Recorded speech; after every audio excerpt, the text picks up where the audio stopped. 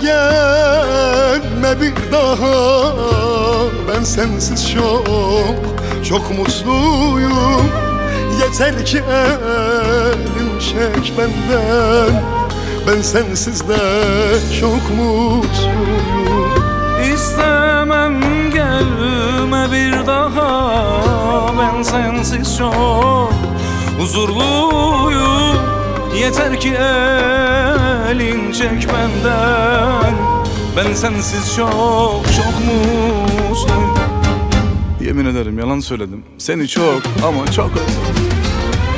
Arıyorum, soruyorum, mekan geziyorum. Eşe dosta şatıyorum, kendimden utanıyorum. Arıyorum, soruyorum, mekan geziyorum. Eşe dosta şatıyorum, kendimden usanıyorum.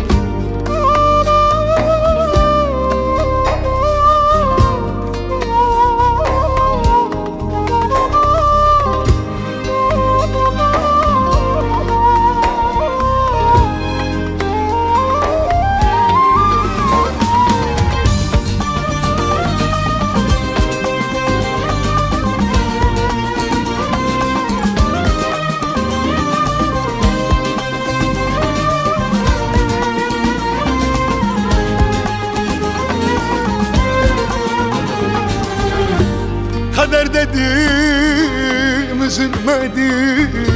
Seni canımdan çok sevdim.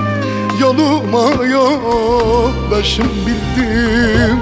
Ben senden hiç vazgeçmedim. Kız kader dedim, üzülmedim. Seni canımdan çok sevdim. Yoluma yoldaşım bildim. Ben senden hiç vazgeçmedim. Ben senden hiç vazgeçmedim.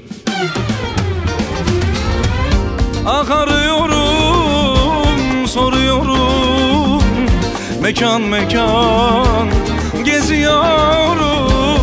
Eşe dosta sarıyorum, kendimden utanıyorum.